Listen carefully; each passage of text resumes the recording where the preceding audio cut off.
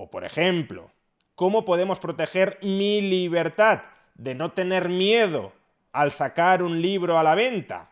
Miedo a que no se venda, o miedo a que me critiquen los errores que puedan encontrar en el libro y me ridiculicen. Pues de nuevo, obligando a los ciudadanos a que compren mi libro, o comprándolo a través de instituciones públicas con el dinero sustraído coactivamente a los contribuyentes, es decir, obligando a los contribuyentes a que compren un libro que no desean comprar, o prohibiendo que se critiquen los errores de mi libro porque me cause ansiedad que me detecten los errores, etc. Todo eso serían mecanismos para proteger mi libertad, entendida como no tener miedo. Todo eso serían, digo, mecanismos para defender mi libertad dentro de la sociedad.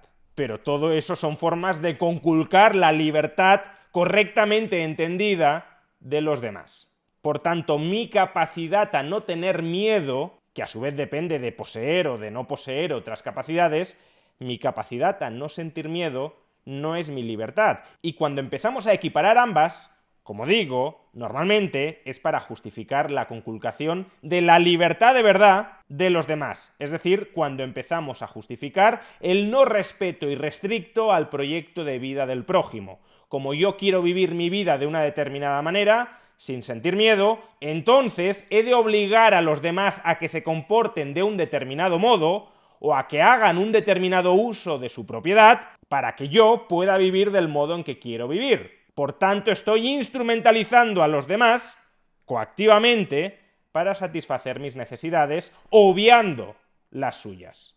Y como esta idea de libertad, que es la que defiende Errejón, la libertad como capacidad para instrumentalizar coactivamente a los demás en perseguir mis fines, como esta idea de libertad que defiende Errejón necesita sacrificar coactivamente el proyecto de vida de unas personas para promover el proyecto de vida de otras personas, Errejón necesita vendernos que se trata de un concepto democratizador de la libertad, de un concepto de libertad basado en la vida en común. La idea de democratizar la libertad es la idea de que la libertad no sea un lujo para quienes tienen dinero, sino una manera de vivir sin miedo para todos, garantizada por los derechos y por vivir en sociedad.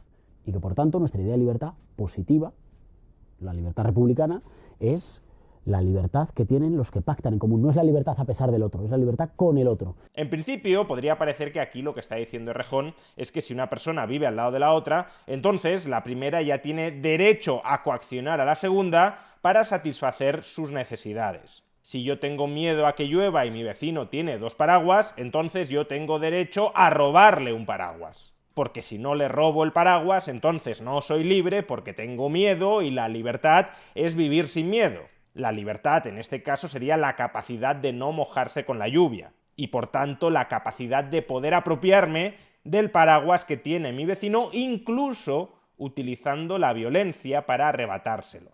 Y si vivimos en común y él tiene 2 paraguas y yo no tengo ninguno, entonces no es admisible que él tenga el privilegio de vivir sin miedo frente a la lluvia porque dispone de 2 paraguas, cuando yo no tengo ese derecho, porque al no disponer de un paraguas no tengo la capacidad de utilizarlo. Y libertad, insisto, es capacidad. Capacidad a no tener miedo porque tengo la capacidad, por ejemplo, de disponer de un paraguas frente a la lluvia. Pero en realidad Errejón no está defendiendo exactamente esto. Errejón no está defendiendo que cada persona pueda utilizar unilateralmente la violencia frente a los demás para satisfacer sus proyectos de vida a costa de sacrificar los proyectos de vida de los demás. Lo que defiende Errejón es que ese proceso por el cual unas personas ejercen la violencia sobre otras personas para satisfacer sus proyectos de vida coactivamente a costa de los demás, que ese proceso esté reglado, esté regulado, esté canalizado a través de una institución a la que llamamos Estado. Por el hecho de vivir en común dentro de una sociedad, en principio unas personas ya tienen el derecho a ejercer su violencia contra otras personas para promover su capacidad de no tener miedo frente a distintas circunstancias vitales. Ahora bien, como quedaría muy desordenado, muy caótico, muy anárquico que cada uno pudiese tomarse la justicia por su mano, que cada uno pudiese ejercer la violencia unilateral frente a terceros, ese derecho a no tener miedo, ese reforzamiento de la capacidad de algunas personas a no tener miedo a costa de la libertad de otras personas, se canaliza, se estructura, se organiza a través del Estado. El pueblo democráticamente decide qué capacidades de qué individuos hay que promover, hay que reforzar, hay que impulsar a costa de conculcar la libertad de qué otros individuos. Por ejemplo, si una persona ha ahorrado y ha amasado una propiedad, el Estado puede decidir quitársela para dársela a otra persona que el Estado considere que la necesita más. Por tanto, el proyecto de vida de una persona, la que ha ahorrado, creado y acumulado una propiedad, es sacrificado para promover el proyecto de vida de otra persona, la que recibe la propiedad robada. Y eso sí es exactamente lo que defiende Errejón, que la persona que es robada a través del Estado tiene la obligación de dejarse robar porque vive en sociedad, y vivir en sociedad implica que los demás pueden ejercer la coacción contra ti, y ese derecho de los demás a ejercer la coacción contra ti lo organiza, lo formaliza, lo institucionaliza el Estado. De ahí que en última instancia este concepto de libertad termine convirtiéndose en el privilegio del Estado para cercenar la libertad de verdad de todas las personas cuya libertad quiera cercenar el Estado. Es decir, que el concepto de libertad de Errejón conduce al concepto de soberanía estatal, que puede tener su raíz en la legitimidad democrática, pero en última instancia de soberanía estatal. El Estado tiene un derecho superior sobre el resto de la sociedad para hacer y para deshacer a su gusto. En última instancia, quien manda en una sociedad es el Estado.